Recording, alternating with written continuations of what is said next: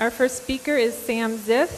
Sam Ziff retired from the U.S. Air Force after serving 25 years as a pilot and staff officer. He's the founder of the Foundation for Toxic-Free Dentistry. In 1984, he created a company called Bioprobe, one of the most significant locations to obtain information about the mercury issue, as well as purchase books related to the mercury amalgam filling problems.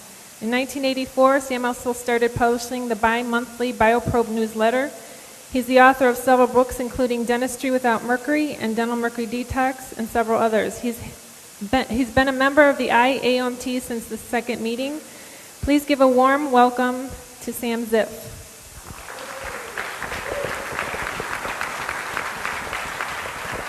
Thank you. It's really a pleasure to be here.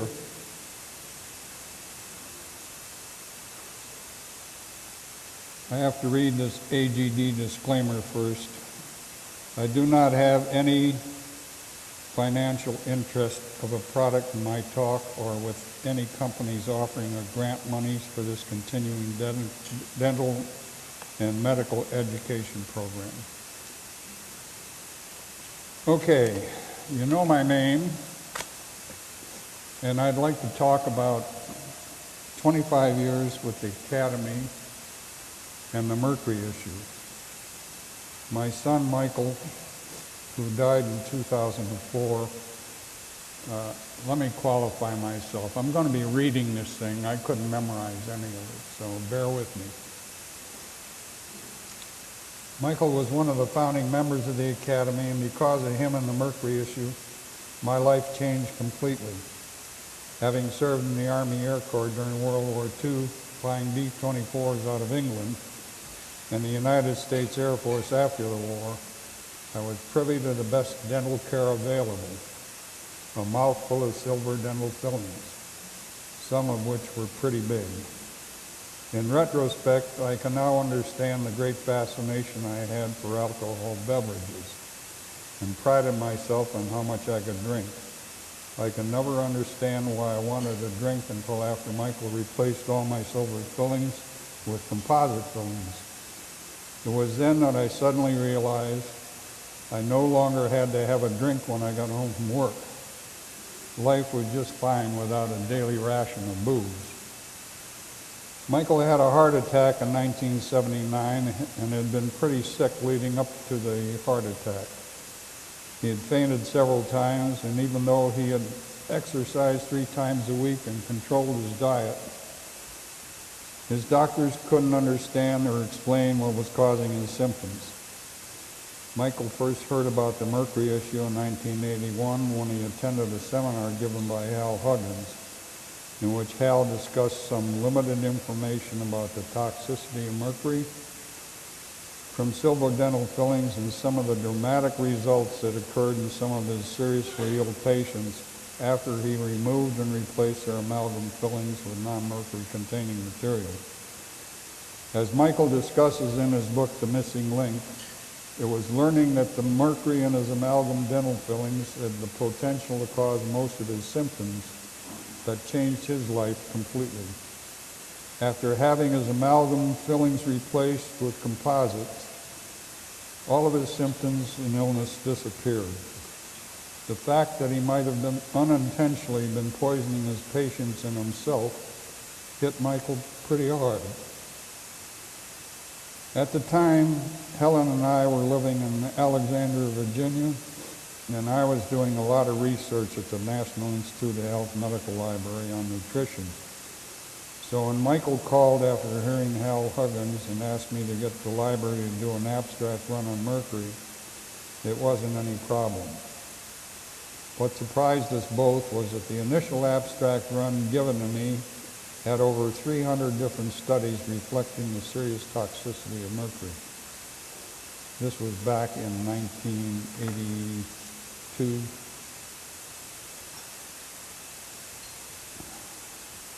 Michael and Peggy flew up that weekend, and we went over the abstracts and identified a number of studies that he wanted to see the full article on, not just the abstract. I guess from that moment on, my life changed, and my first love, nutrition, would have to take a back seat to mercury.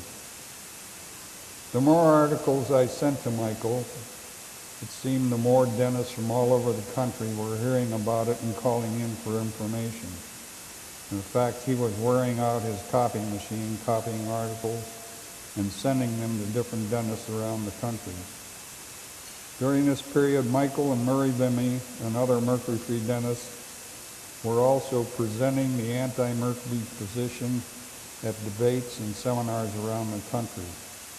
After about a year and a half of this nonsense, Helen and I decided in October of 1983 to move to Orlando to be with both Michael and our younger son David, who was just out of the Air Force and establishing a dental laboratory. It wasn't long before I converted one of the bedrooms in our new Orlando, Florida home to an office complete with 6 two-drawer filing cabinets, a computer, copy machine, a fax machine, etc., etc. And we were off and running on collecting and disseminating information on mercury. I would go down to the Florida Hospital Medical Library and check the monthly NIH Index Medicus for new studies on mercury that had been added to the electronic database. I would copy the mercury index pages and then flag the articles that we needed to procure. I could get some from the journals at the hospital library, but most would have to be obtained from a bigger library. The closest one was the University of Florida Medical Library, which was a little over 2 hours drive north of Orlando in Gainesville, Florida. My weekends became driving to the University of Florida and copying articles of mercury. Some weekends it would be the whole family that made the journey. The other nice thing about the University of Florida Medical Library was the fact that they could do computer searches of the NIH MedLarge database. At the time, NIH was deeply involved in entering all the journals they carried into an electronic database, and they had elected to go back as far as 1967. The fact that the University of Florida could access the database made things much easier. I would request them to run a search on all of the newest mercury and methylmercury studies published that month and provide me with an abstract of each article. This they would do for a charge based on computer time utilized. The charge wasn't excessive, but over the course of the year it mounted up. I would receive the abstracts, select the ones I thought offered pertinent information. I would then give the abstract file to Michael to read and evaluate and select the ones that we should try and get the complete study on. Most of this activity took place around the kitchen table at my house, along with strategy discussions about what other actions should be taken. Operating out of my house became a real challenge because we were getting a lot of correspondence and phone calls from dentists and the public. It was obvious that we would have to form a corporation. Bioprobe Inc. was incorporated as a Florida corporation on 17 May 1984, and my home address was the official address of the corporation. As things progressed and the volume of calls and correspondence from dentists and the public increased steadily, operating out of the house became much more difficult. This was being further complicated by the patient organizations that were being formed by individuals who had had their mercury fillings replaced and were becoming strong advocates against the further use of mercury in dentistry. They wanted our support. We decided at this point that we would need to rent office space, and in 1986 we moved the corporation into our new rented offices at 5508 Edgewater Drive, Orlando.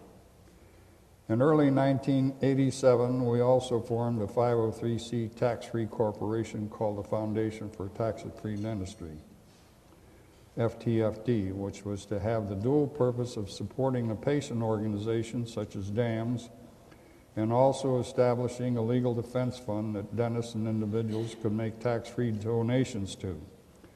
The legal defense fund was to be used to provide some funds to dentists who were being attacked by the ADA. This also required the publication of an FTFD newsletter to support the patient side of the equation. It was also apparent that we should have a presence on the internet. I was spending quite a bit of time every day on the internet, involved with chat groups on mercury toxicity and establishing relationships with mercury websites and people around the world.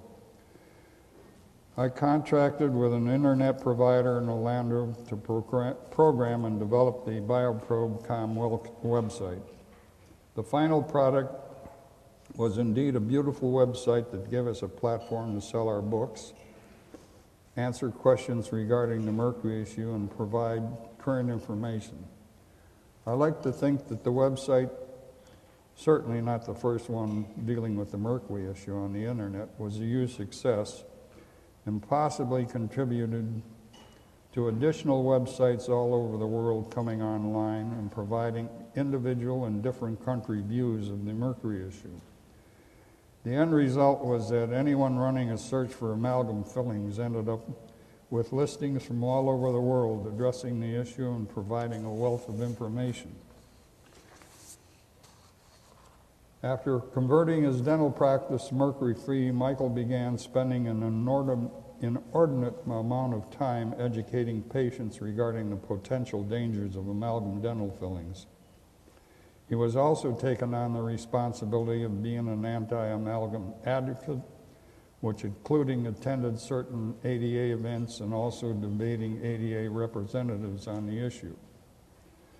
I decided to write a pamphlet that he could just hand to his patients to read and on their next visit discuss any questions they might have on the mercury issue.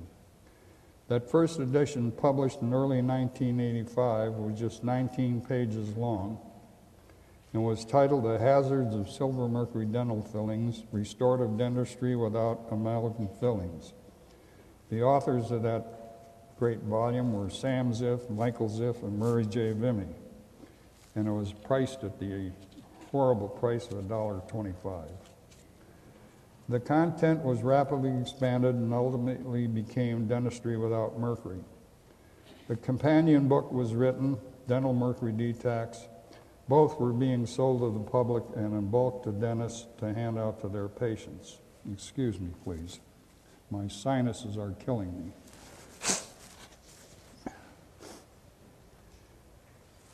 In early 1984, I undertook the task of writing a nonfiction book that would be available to the public. I worked with a mercury-poisoned New York publisher by the name of Barbara Summers, who owns a publishing company called Aurora Press, and who had recently had her amalgam fillings replaced by Joel Berger.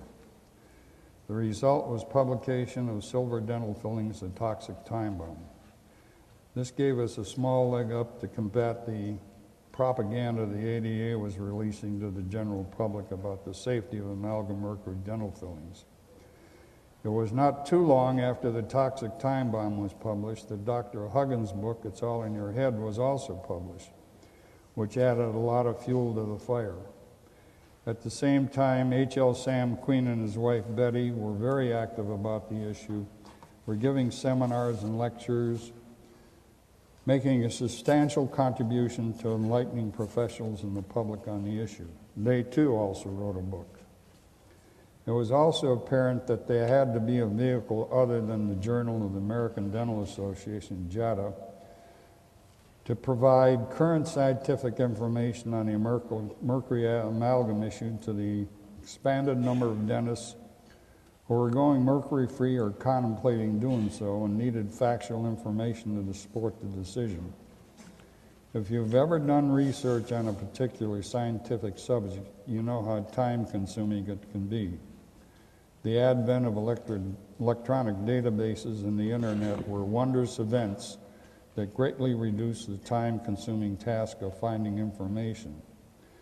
But for a busy dentist trying to build a practice, take care of his patients and staff, it would have been a horrendous task.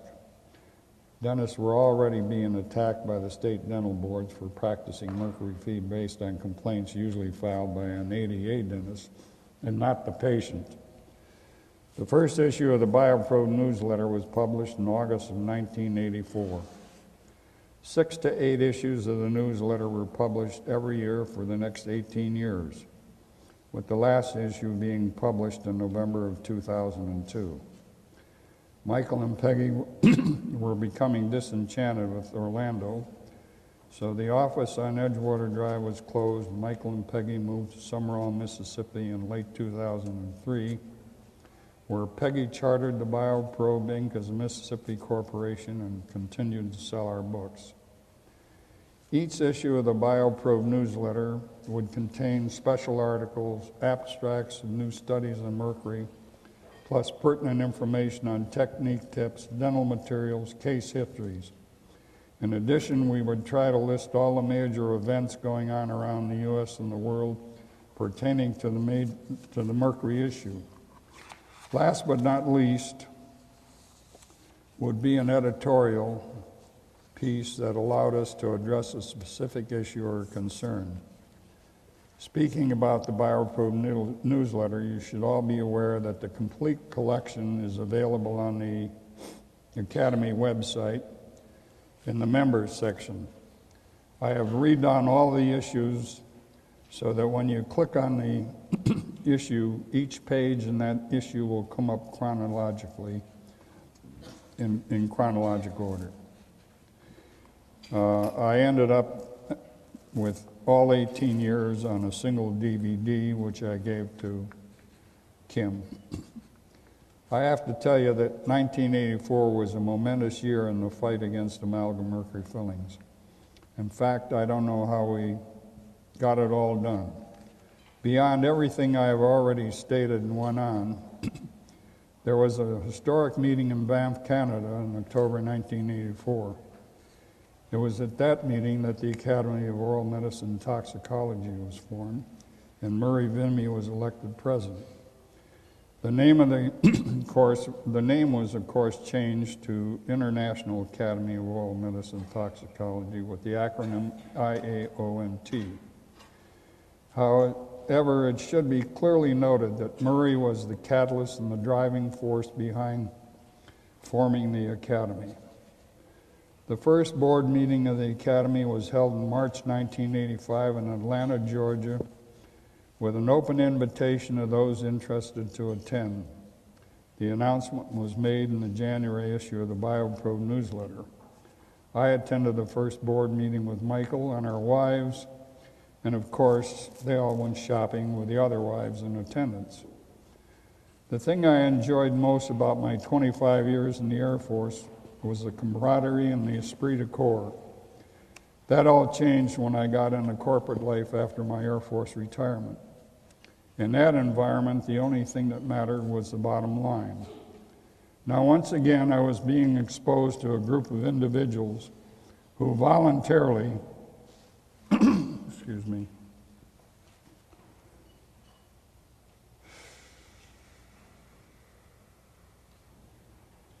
being exposed to a group of individuals who voluntarily were committing themselves to a very provocative goal, saving the world from being further poisoned with silver dental fillings. A misnomer at best, as the primary component of this filling was mercury, one of the most dangerous poisons in the world. As I looked around the table, I was struck by the diversity and background of this group of professionals and the amount of courage it had taken to bring them to this point in their lives. Running the Bioprobe office became the task of Peggy Ziff and me. This was a horrific situation for Peggy, as she had never before in her life used a computer. Moreover, we had to install a computer network in order to operate the computers in the office and be able to enter orders into the same program. Although I had some experience, having purchased the first IBM PC when it came out in 1981, but this was way over my head. We were fortunate, however, in finding a computer network specialist that set everything up for us and kept it running when we had trouble without charging us an arm and a leg. Over the years, I wrote 8 books and Michael wrote his heart book, and Peggy was busy selling and shipping them all over the world. Of course, Michael was co-author of all my books, and I was co-author of his book. The task of keeping the mercury issue constantly updated on the website and in the newsletters was almost a full-time job in itself. Relationships with other anti-mercury advocates were established all over the world, which also led to a great deal of correspondence and phone calls, exchanging information and trying to ensure that we were always aware of the latest information. I haven't dwelt on the Academy side because I figure the other speakers will address that issue thoroughly. Aside from the wonderful research that was done at the University of Calgary and the University of Kentucky, I think a major milestone in the fight to inform the public and the ADA dentists about the issue was Murray's appearance on 60 Minutes in December of 1990. It would be wonderful if we could get them to rerun it or redo another issue 25 years, or that was done in 1990, 20 years from then. I don't want anyone to feel offended if I have omitted them. My only point in this nostalgic view of the past was to provide some background to some of the great efforts that were going on that were done to support fighting the issue and not for self-aggrandizement, in which I am sure most of you were unaware of. It is ironic that after all the horrendous effort by all the major players to have amalgam mercury fillings banned, the FDA in August 2009 blithely dismisses the whole effort by classifying mercury into Class 2 and saying that it is perfectly safe to use as a dental material even in children and pregnant women. It is my understanding that we are raising money to sue and get this decision overturned. So I hope you are all on the bandwagon and contribute to this absolutely necessary action. Thank you very much.